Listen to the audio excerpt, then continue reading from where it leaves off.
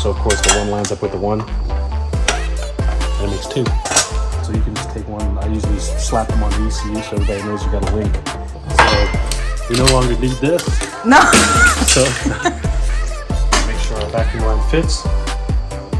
Ooh, she likes it. This actually is our first mod to the Skyline. I mean, even in stock form, they can benefit from having modern standalone engine management. These do not require other dubbing, so please no.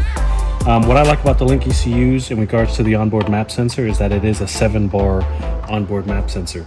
Caution with handling sensitive electronics.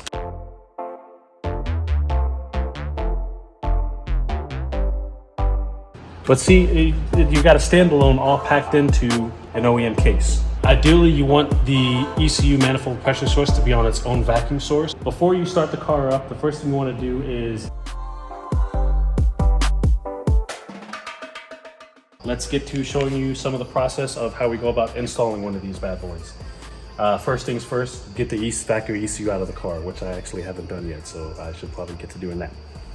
So before we do our Link ECU install, one of the first things you want to do is disconnect the battery. Even though you have the ignition key turned off, there's still hot power going to the ECU on certain pins that will always be hot even with the ignition turned off. So on this chassis, we have a quick battery disconnect, so I'm gonna give this a couple rounds. It's going to disconnect the battery from the car, as you ideally do not want to be installing or removing the ECU while there's still power on the chassis. So on these chassis, the ECU is located in the passenger side kick panel. The car is right-hand drive, so the passenger side and our side would be the driver's side. A little bit of confusion for you. Of course I got one acting up.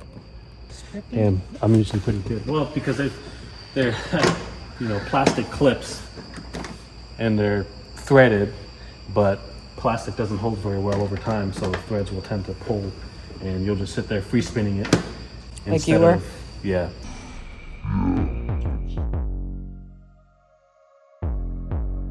All right, so one of the things I really like about the plug and play ECU link options is that they utilize the factory case.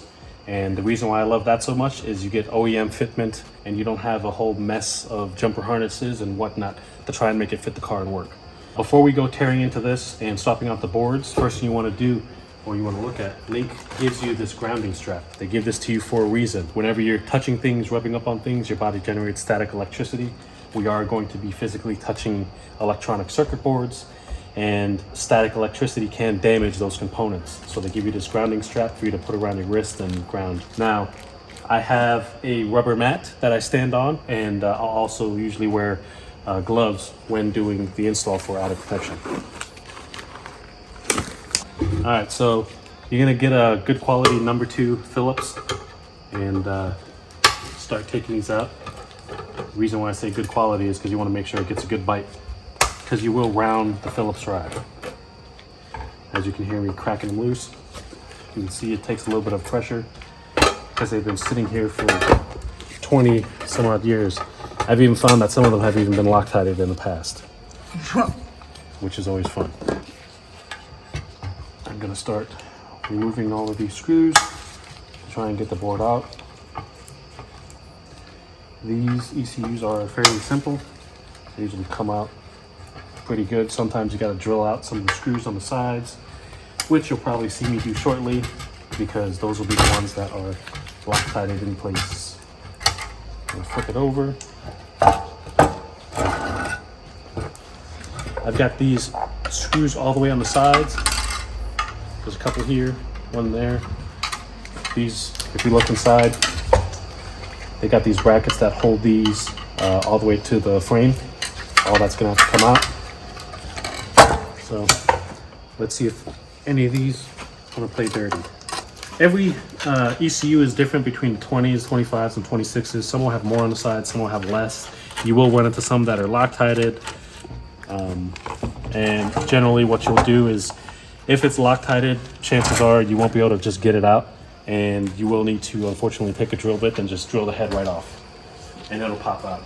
None of that crap is going to be used anyways, so it doesn't matter if you damage it or destroy it on removal.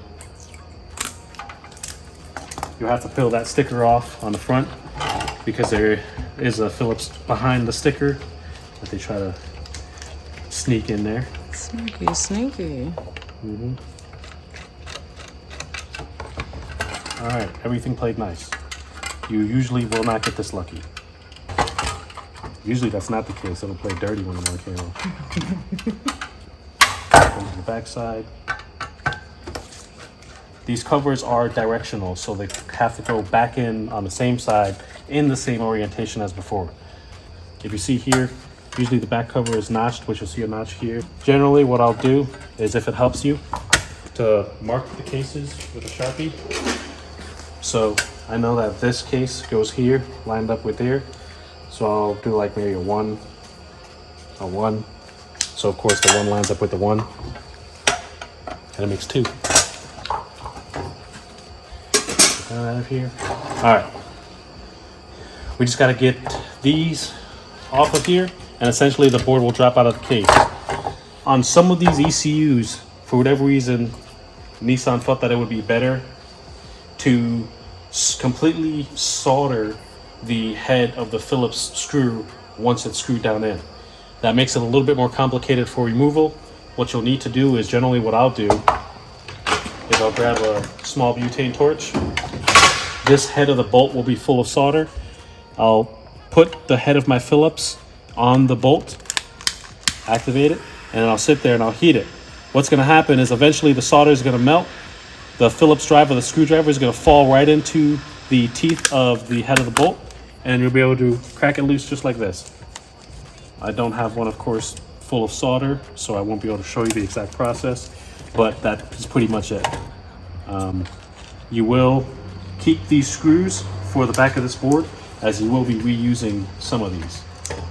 Generally, these 4. It'll probably take, if this is your first time doing this, it'll probably take you a while. So we no longer need this. No. So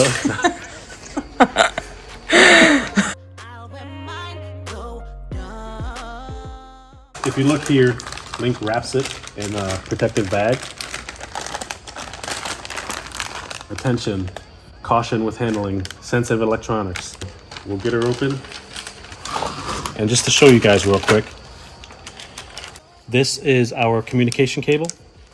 That is our onboard map sensor. These are plugs for additional inputs and outputs. These are plugs for CAN communication. They usually put little notes on here too, depending on if this board suits multiple models, 34 GTR and other models. This is in regards to the cam angle sensor. On the 34, they did switch the pinout for the cam sensor. So what they have done here was they gave you what we call dip switches, which essentially allows the board to reconfigure the inputs and outputs on the circuitry to suit both model cam sensors. This is for the TPS output. You'll allocate this in regards to your chassis. This is for the all-wheel drive guys. What we do before installing the board is we'll modify the case a little bit. This hole that had the factory diagnostic switch, we'll use that to run our vacuum line through. And if you look here, this is a 532 vacuum line, which is a little bit too big. If we would have just taken it and shoved it through the hole, we'd probably end up pinching off the hole somewhere and restricting the reading. So what we're gonna do is get a drill and just punch that hole out a couple sizes bigger. You do not want to create metal shavings around the Link ECU. In this case, 5/16, I believe, off the top of my head, should do the trick. We'll see if I'm right. I'm wrong. So it's actually 3/8.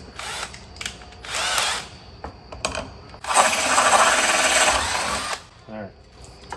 And then, so what I'll do, since I'm going to be feeding a silicone hose through there, is I'm going to deburr the edge with a step bit. We don't want any sharp edges on anything. There we go.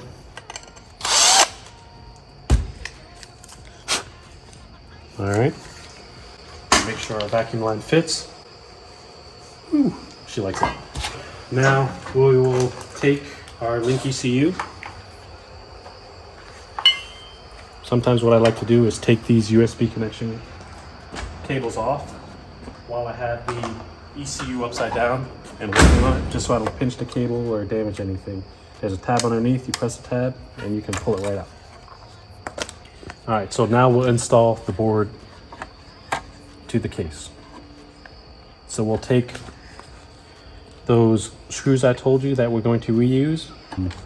You will keep these screws for the back of this board, as you will be reusing some of these. And we'll just get them started.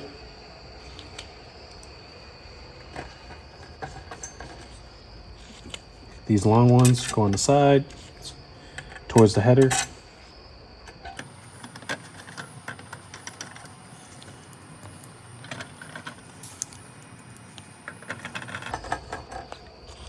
This one goes in the center. Snug them up by hand. You do not need to kill them. Just snug them up. It does not take much force. You don't need to go cracking a circuit board because you decided to go yam on the head of the bolt. These do not require ugga-duggas, so please note.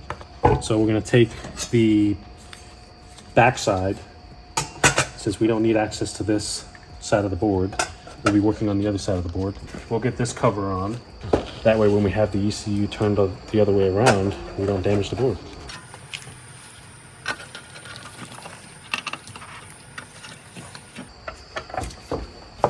All right. 1-to-1, baby. All right. So we have our vacuum line, and I have a stainless vacuum line hose connection. This is a little long, so I'm going to end up shortening it up. But essentially, that hole that we bored out to use for a vacuum line, this is where it comes in hand. So I'm going to feed it through and then connect it right to the onboard map. Just slide it right on there. And there we go. Let me grab a couple zip ties. So we are going to take a little 4-inch zip tie and zip tie the vacuum line on the board. You don't need to kill it. You don't want to rip the map sensor off the board. You just want to clip it on there so it's holding on there good. Get my pair of flush cuts. Snip that off. What I also like to do on the inside of the board is I'll put a zip tie on the back side of the vacuum line, which is going to prevent somebody from being able to pull the vacuum line out of the case, which would essentially be pulling on the onboard map. So I'll push the vacuum line in, take my vacuum hose and zip tie, give it a little squeeze. You don't want to pinch off the vacuum hose. I'm just letting it squeeze. What I'll do is I'll get the flush cuts.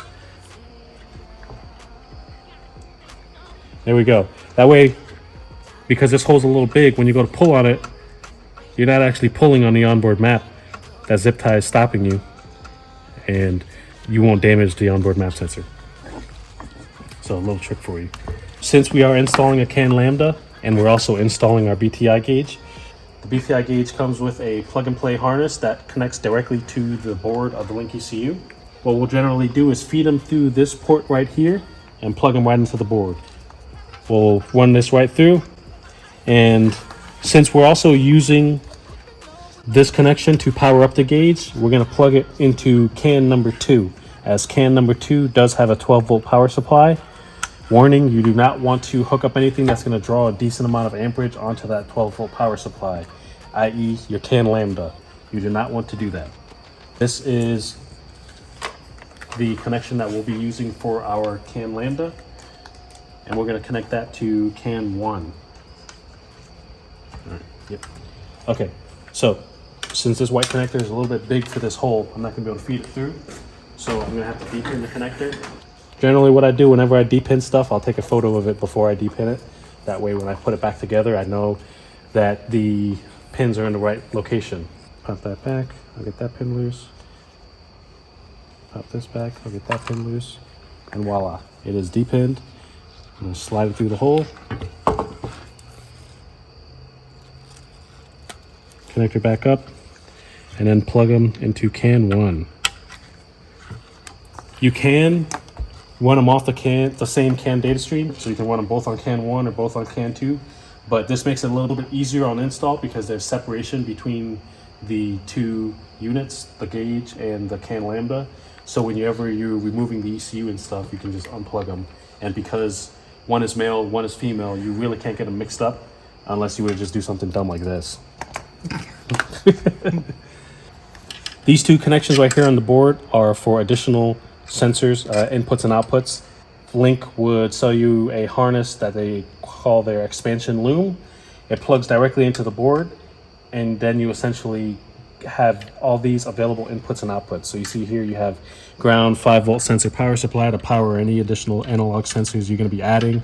So you have 2-volt inputs here, 2 temperature inputs here, and then the same goes for this one right here. You actually have 2 outputs, 2 digital inputs, and then 2 analog inputs right here. So whenever you want to add additional sensors and you have run out of available inputs and outputs on the factory header, you would then add your expansion loom and then gain more inputs and outputs. So this is essentially it for the board install on the ECU. I'm going to put this cover back on, and the ECU is essentially ready to bolt into the chassis. Doesn't take a whole lot. Most of the time you're fiddling around. All right, so we have everything set up in our G4X plug and play Link ECU. All the holes that these wires and hoses are traveling through are all deburred, so nothing will get caught and nothing will get ripped or torn. We have our onboard map sensor plugged in and hooked up, ready to go. We're running the vacuum line to a good manifold pressure source on the intake. What I like about the Link ECUs in regards to the onboard map sensor is that it is a 7-bar onboard map sensor. Unlike other competitors, some of them will do like a 2.5 bar or a 3 bar, and that's good enough to get you going for most of our clientele. But for people who like to make real power and run higher boost, that ain't gonna cut it, because you're just gonna peg the onboard map sensor, and then it forces you to go to an external map sensor, which is fine, and it works. You know, having an external map sensor in the engine bay is nice. You don't have to run a vacuum line to the ECU, but for ease of install, I do like the onboard map sensor, as you just run a vacuum line, and there's enough headroom to be able to run, you know, essentially as much boost as you want and make some good power. So we'll get the cover put back on, get this installed in our car. We'll run the vacuum line to the intake manifold. These are the cables, one for our CAN lambda. So we'll run the CAN communication power supply to the CAN lambda. This is for our CAN BTI gauge, direct plug and play harness. This is our USB communication cable. I have the other end in the box. Essentially, we can get straight to kind of setting things up and get in the car running. Oh, I guess you got to slap that John back together. Yeah, I got to put that cover back on. And once you get it all put together, you can put your nice Link ECU sticker on. But see, you got a standalone all packed into an OEM case. Options for additional inputs and outputs, and this will cover 90% of the guys on the market. Some of our heavy hitters that we're doing custom engine harnesses will do a wire-in ECU, which is nice because Link offers both plug-and-play options and wire-in options. Some of the wire-in options have more available inputs and outputs than the guys who need a little bit more, say they're running 12 injectors or something like that. Then we're usually doing things like a custom harness. We can do a wire-in ECU and then have even more options available. So we'll get this put inside the car and then get this thing going. So we're gonna put our ECU inside the car. If you notice, it's one plug with a single 10mm bolt down in the center. Most of your older Nissans are gonna be this way. So you gotta be very careful with them and make sure that the header is seated properly into the ECU. So you're gonna line up the tabs, get it started by hand, and then get your ratchet and then start to screw it in. You wanna make sure that it screws in nice and evenly, and that the header seats evenly. You can see the gap on both ends. Sometimes you gotta give one end a little bit of a push just to make sure it's going in straight, and you'll take it essentially till it stops and you'll just snug it up. You do not need to kill it. We are going to be moving some pins around, as we are going to be repurposing some stuff, but I'll do that a little bit later. Generally what I'll do with the USB cable is, once I got the ECU tucked up and bolted in its factory location, I will run the ECU cable up through the kick panel and then into the glove box. So whenever you need to connect, you just lower the glove box and pull the cable right out of the glove box. For now, we'll just set this on the floor until we're ready to put it in its final location after we got everything wired up. I'll run the vacuum line. That way we have manifold pressure source. And then essentially I'll connect to it, put a base map on it, and we should be able to fire it up. Even though we are missing a couple things, but it's not going to be a make or break difference as far as being able to just start the car up and run it. So I'm going to go ahead and take this wheel off, and I'm also going to take the fender liner off, because essentially we'll be running the CAN lambda communication power supply cables through here as our vacuum line to the ECU. That's the tiniest little screwdriver. This is a little short guy. What is that called? A stubby? Chill. Short kings. Sit on my brain for a minute. Alright, so here's what.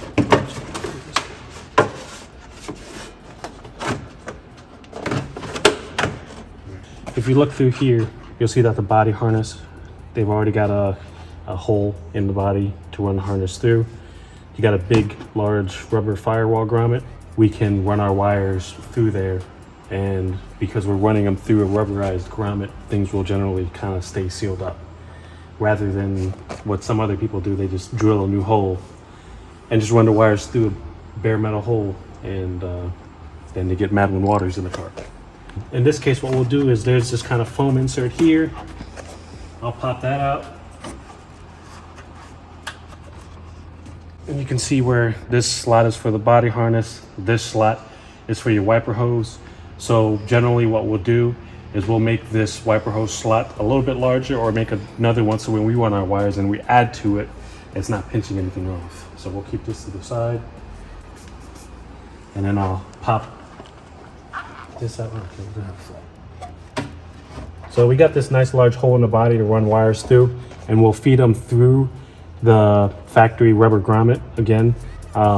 This is going to be the only way that you can get stuff cleanly through the firewall, is by either kind of modifying and adding into the firewall grommets that's already there, outside of drilling additional holes. And we try to refrain from drilling additional holes because that's kind of really unnecessary and tacky, if you ask me.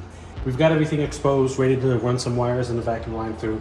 You want to tap into a good manifold pressure source. Things that I don't recommend doing: generally tapping into the vacuum line for your fuel pressure regulator or your blow-off valve. Ideally, you want the ECU manifold pressure source to be on its own vacuum source, but sometimes you're limited to how many sources you have on the intake manifold. So on these chassis, what we'll do is, since they already come with a MAP sensor, manifold pressure sensor, but for the dash on the gauge, we'll tap into that vacuum source because we know that this isn't going to cause any issues. Whereas if we tap into like the fuel pressure regulator or blow-off valve, if the diaphragms were ever to rupture or anything, then you're going to be in heaps of trouble. We have a vacuum tee. We generally like to use the metal ones. The plastic ones do like to break. So this is 3/16 three-way, and we got our silicone 3/16 hose. We'll tap into that vacuum source, run the line all the way to the ECU, and then that's got that taken care of.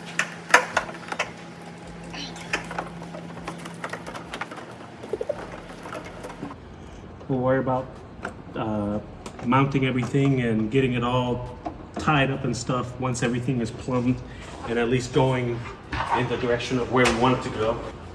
Fender covers always come in nice and handy.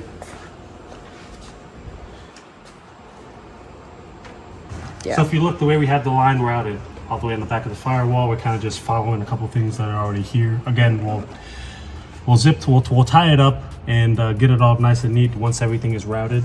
But you can see here, we'll run direct course into the vacuum line that comes off the intake. Oop, don't drop that. So I'm gonna do a little cut here. I know where I wanna cut this line. And then tee right on in. Here we go.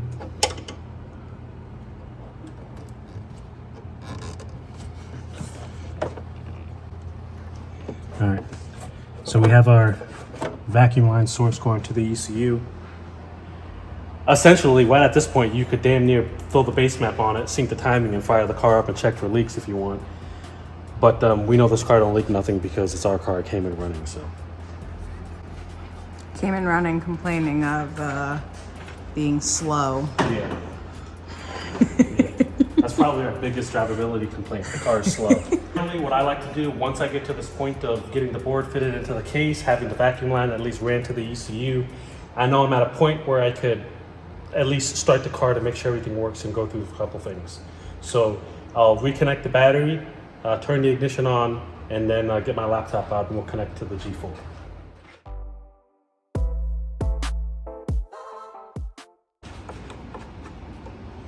Battery's connected.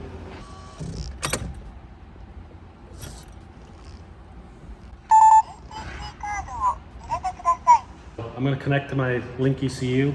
The first time you connect to a brand new ECU, it's going to ask for an unlock code. That's one of the things I also like about the Link ECUs is that they ship them locked. Reduces the chances of theft. When you purchase your Link ECU from whatever authorized dealer you purchase it from, they should also supply you with the unlock code when you first connect to your ECU. Come down to the drop-down menu, select ECU unlock, and then you just type in your unlock code, select unlock, and then you're good to go. What you'll then do is update your ECU to the latest firmware. As we see here, this ECU is definitely out of date. So I'm gonna come here, upgrade to the latest firmware. It'll take a couple minutes, run through that. Once the ECU is updated to its latest firmware, then you can download the Link base map in regards to your vehicle and engine combination. There's gonna be a couple to choose from, and then you can start going through configuring inputs and outputs and setting things up. Most of the time, this is probably something that your tuner may do, but some people who are fitting the ECU, their standalones on their car themselves, again, like to at least get it fitted and start the car to check for leaks. So the ECU is ready to run as we just updated to its latest firmware. So what I'm gonna do is I'm just going to flash it or burn it with one of the tunes that I already know. I've done 9,000s of these. So when you tune so many cars, you can generally have a better starting point than some of the supplied base maps by the ECU manufacturers. You can use your own tunes as starting points for other vehicles to get you to the end result faster. Now, of course, you don't want to just be flashing your same tune on every single vehicle and shipping them out the door without doing any data logs or actual other tuning involved. Again, when you tune 9,000 RB20s, you know, you can generally come up with a pretty close base map. Maybe 900. That was cap. Cap. Before you start the car up, the first thing you want to do is sync the ignition timing. You'll have to do that with a timing light, and you're going to want to run a spark plug wire from cylinder number 1 coil to the spark plug itself. That way you have a lead to clamp your timing light around, and you can shine the timing light on the balancer while the engine is cranking to be able to sync up the timing. The idea behind syncing up the timing in your ECU is just a matter of making sure that the ignition timing that the ECU is commanding matches what is actually being commanded on the engine. Because of course, if those two don't match, then everything is going to be off. For example, if the ECU is commanding 10 degrees and you're actually firing at 15, that means your entire ignition timing map is advanced 5 degrees, and that is not going to end well. I already know, based off my experience, a good roundabout number that's going to get this car close to fire up. So I'm going to punch that in there. I'm also going to input my injector data, which we don't have any. We have stock injectors, so I'm just going to put that in there. Stock injector size. I do tune these all on modeled field. I tune them all based on VE. All right, so I've got one of our base maps flashed onto the car, and I know it's going to start the vehicle, so we'll be able to, in a situation of a car that we don't know, fire it up and make sure everything works.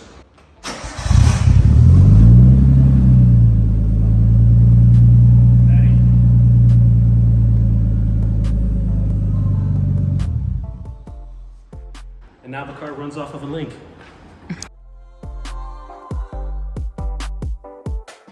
So what we're gonna do next is wire up and install our Link Cam Lambda. We're gonna repurpose the mass airflow sensor wiring to tackle our intake air temperature sensor and boost control, since this car does not come factory with the boost control solenoid.